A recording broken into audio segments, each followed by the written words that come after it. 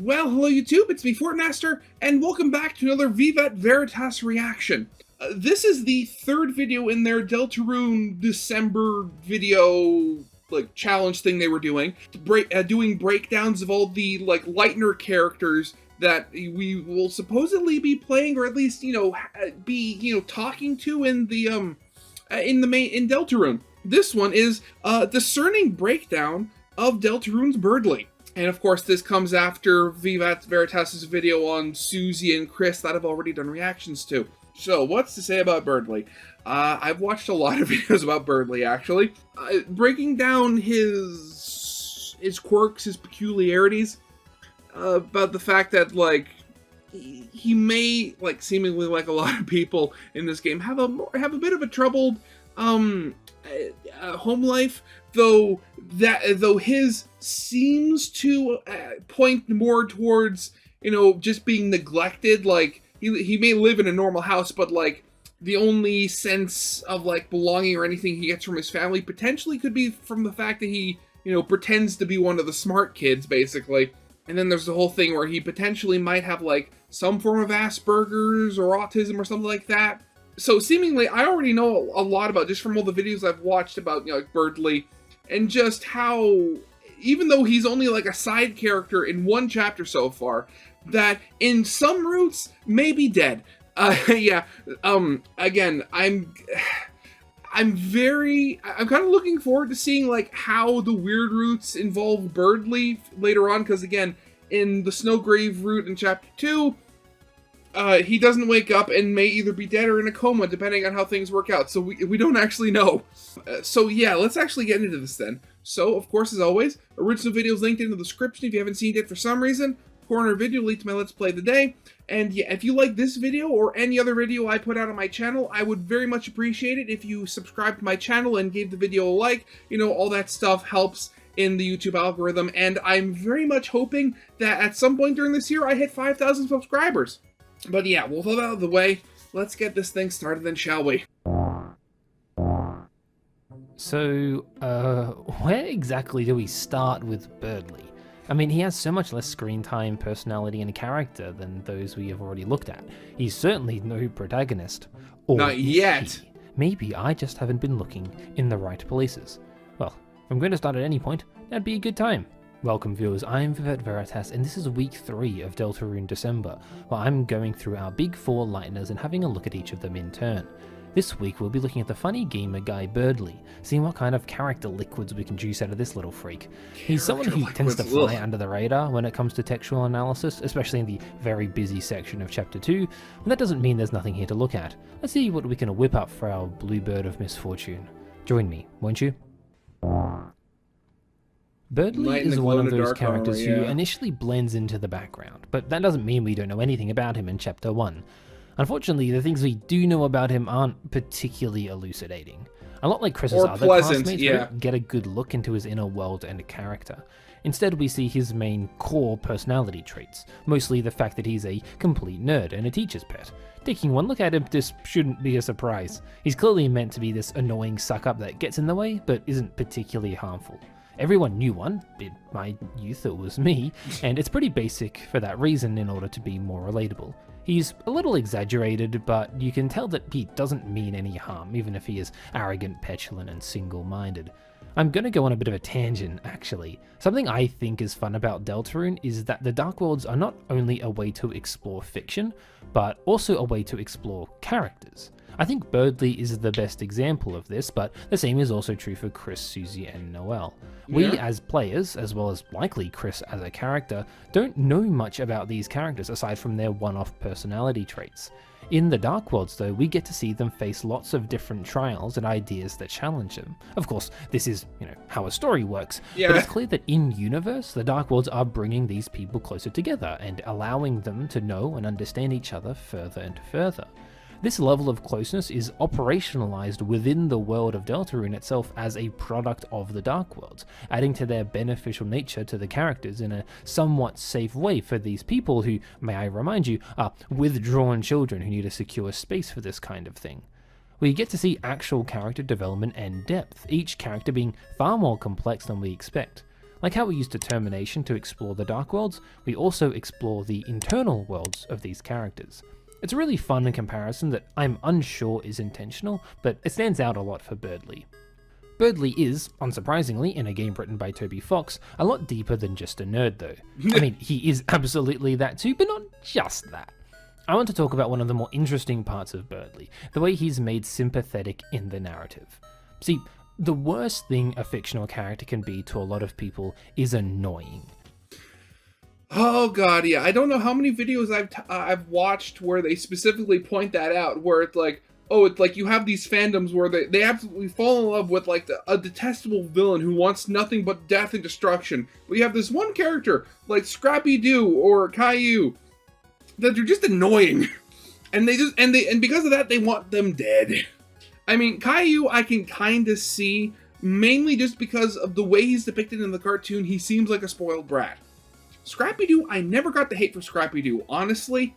Like, I've watched enough of the old Scooby-Doo cartoons that, with him in there, I've never been annoyed by him. I like him. And then, you know, the less we say about Jar Jar Binks, the better. And Navi, I'm kind of neutral on, honestly. A lot of actions can be excused, and sometimes exploring immoral or unethical actions can be enjoyable and interesting in a fictional medium. I mean, let's look at how characters like Disney villains are loved to this day. Hell, even within Undertale, you can see the way someone like Alphys is treated by the community, not by me, baby, I love you, compared to, like, Flowey. It's the greatest sin a character can commit, so making your players actually feel bad for them is a difficult task indeed.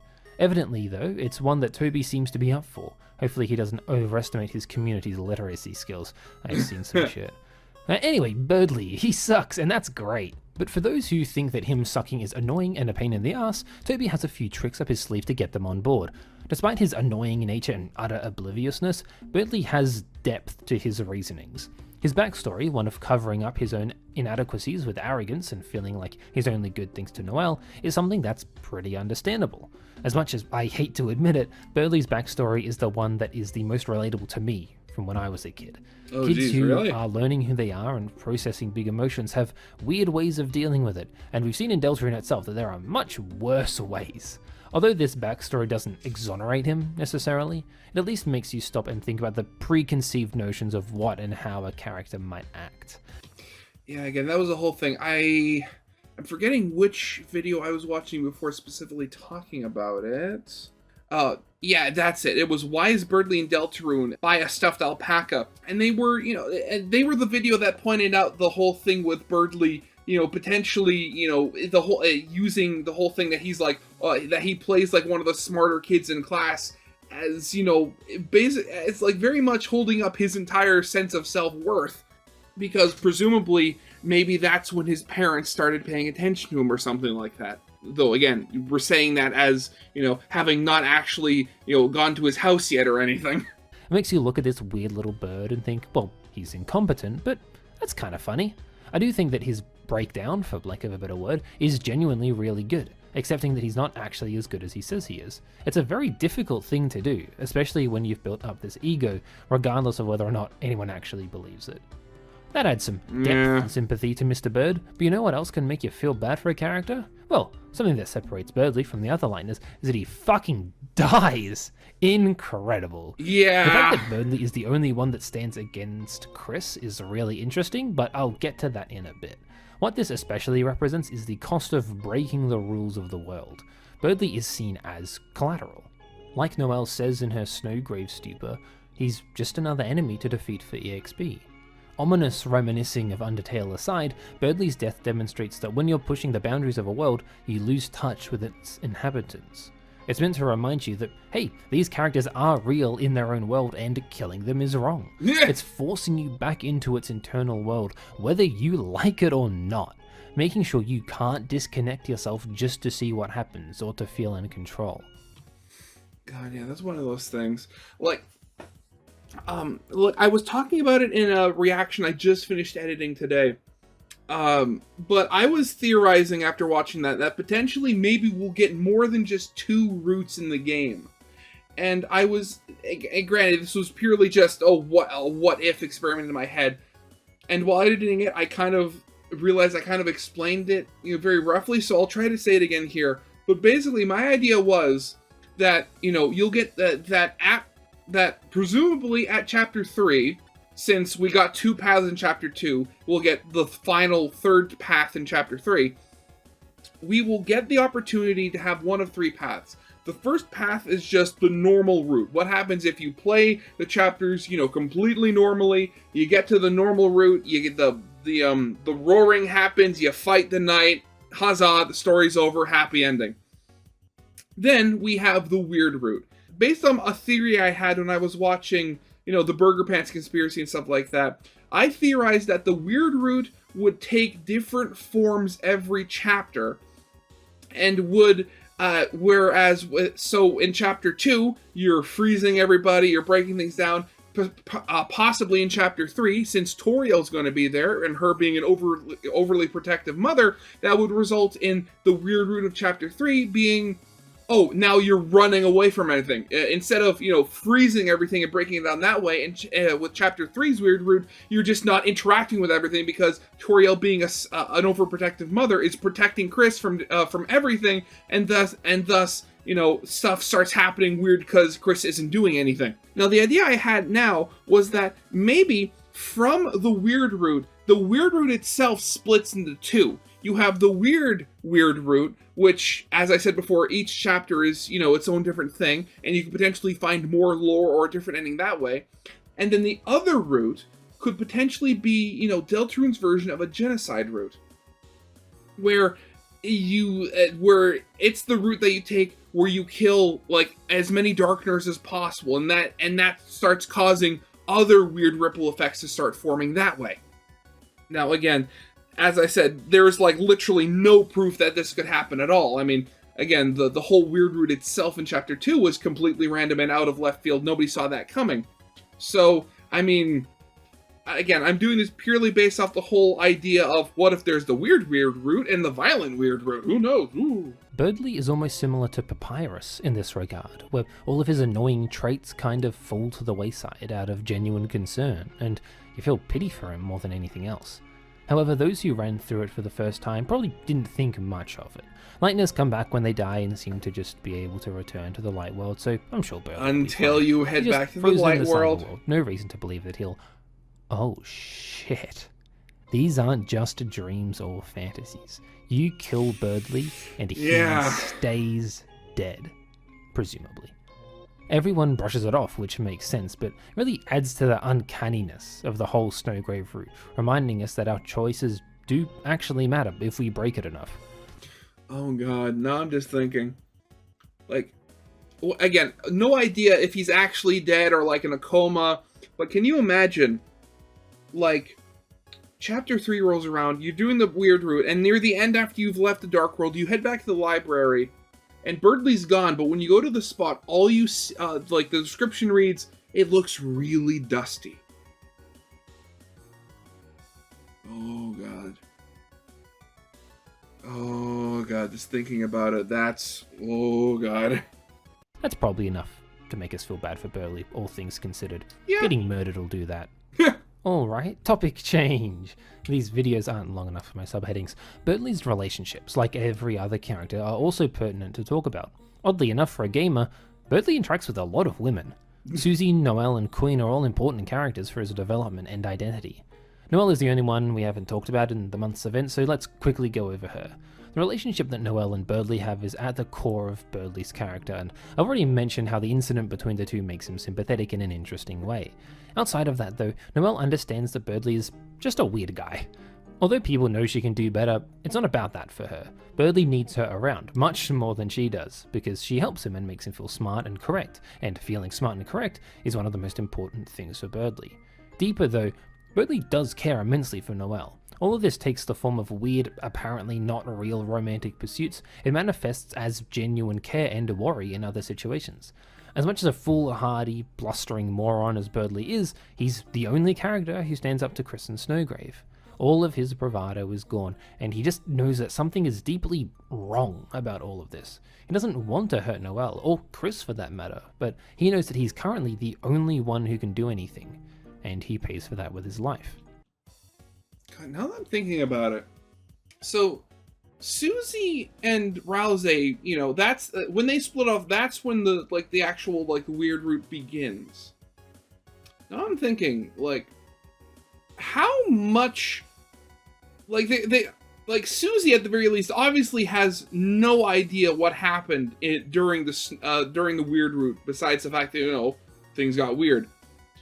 But I have to wonder, like, will Rousey find out? Because, again, I've watched in several videos where they point out that Rousey seems to very much favor Chris, or us, the player, depending on how you look at it. So I very much wonder what their opinions and reactions would be if they found out what Chris, and by extension us, did during a weird root. It's tragic, of course, but it also demonstrates the fact that Berdly has a deep desire, one often covered by arrogance or ignorance, to do the right thing. Susie, on the other hand, is much simpler. They're just very different. That's why Berdly completely dismisses her initially. She is absolutely not worth his time and has no hope whatsoever. Yeah. Honestly, they're the exact type of person they dislike. One being orderly, loving authority, and smart, the other being lazy, rebellious, and uninspired.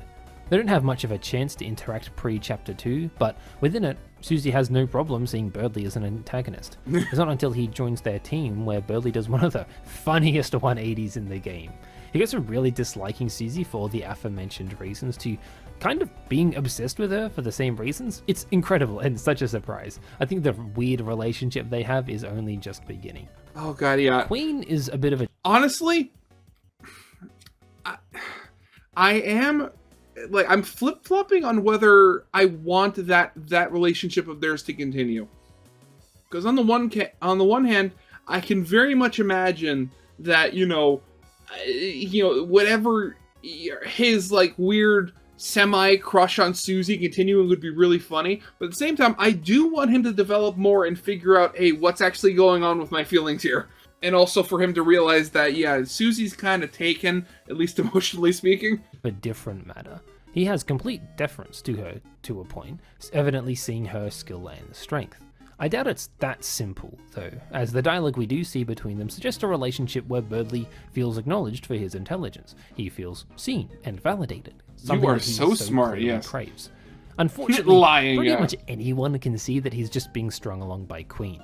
Berdly's obliviousness is a major part of his character, a mix of arrogance, to be unable to consider people not liking him, and lacking the intelligence to be not being able to notice the fact that he, well, isn't that intelligent. It's the Dunning-Kruger effect, but with a funny video game bird. Queen's relationship with him exemplifies this trait more than any others. Queen sees him as an easily manipulatable pawn and will repeatedly lie to him or just insult him outright. She's also very ready to replace or brainwash him and doesn't seem to harbour any real affection for him. In a way, it kind of makes you feel bad for Berdly, or at the very least demonstrates how being an arrogant pain in the ass means people don't want to be friends with you. Even then, Queen does, in her own way, help Berdly realize that it's okay for him to open up to people and the importance of being in a team. Though then again, she did lie to him and to the fact that she only plays mobile games. I mean, that's just unforgivable. Just doing things by yourself or with people you know. Berdly is surprisingly complex when you get down to brass tacks. He's so tied up in what he wants to be and what he is that the lines between them begin to blur, and this comes at the price of not thinking about how he treats or interacts with others. Self-indulgent, ignorant, and arrogant, Berdly works through his own flaws quite quickly after being shocked back into reality. And while he'll always be a bit of a nerd, he leaves Chapter 2, assuming he survives, a better person for the small... again, that's kind of the important part right there. People he can truly call friends. Berdly, after not surviving, an entirely different message. The cost of breaking the rules and how your choices can, as a matter of fact, matter to the lives of the people in this world, even if they don't change the ending itself.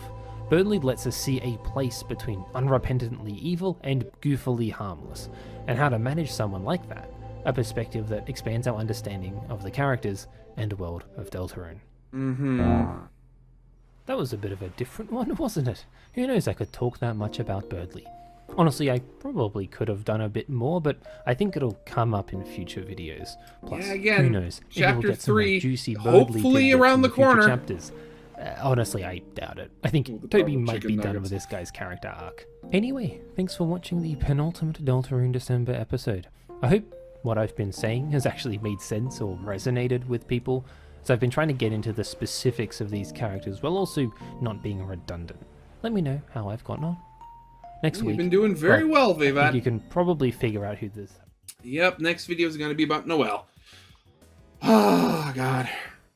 Again, I said this before, and honestly, like, Toby Fox's writing is honestly quite masterful. Just, like, how much character, like, you can get out of something, out of a character that has such little screen time and interactions.